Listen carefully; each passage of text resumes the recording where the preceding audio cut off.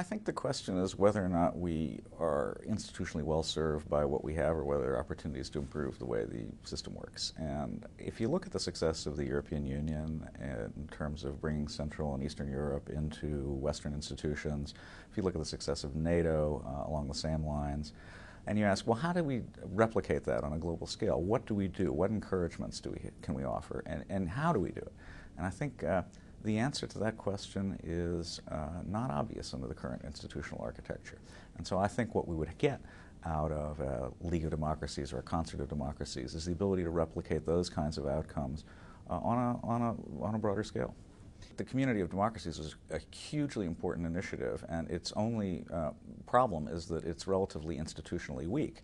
And so I think that this could easily become an outgrowth of the community of democracies and the principle that animates it. But I think at some point, and this is the key point, you really do have to have a treaty, something that actually binds the members of this institution together, something that provides a real secretariat and a real robust decision-making body. And those are the things that are missing from the community democracies at the moment. And I would hope that that you'd certainly want to explore how a League of Democracies or a concert of democracies could be an outgrowth of what the community has already done in terms of solidarity on values questions. Does that mean everybody agrees on everything? No, of course not. I would expect that there to be pretty robust disagreements on certain kinds of things, but there won't be a disagreement over whether it's good to have a democracy.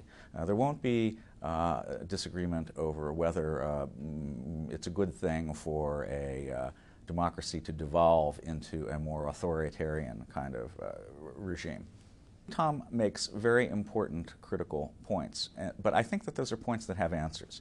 And obviously this is not an easy initiative. Nothing on this scale ever is. And obviously people are going to raise objections to it.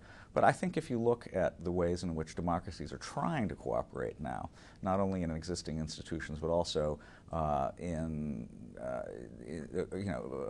a kind of affinity basis, whether it's dealing with major disasters or other kinds of questions, there's already a kind of will there. In addition, there's the long-standing practice of democracies remaining at peace with each other. And I think that these are things on which we can build and things that we ought to ratify and codify.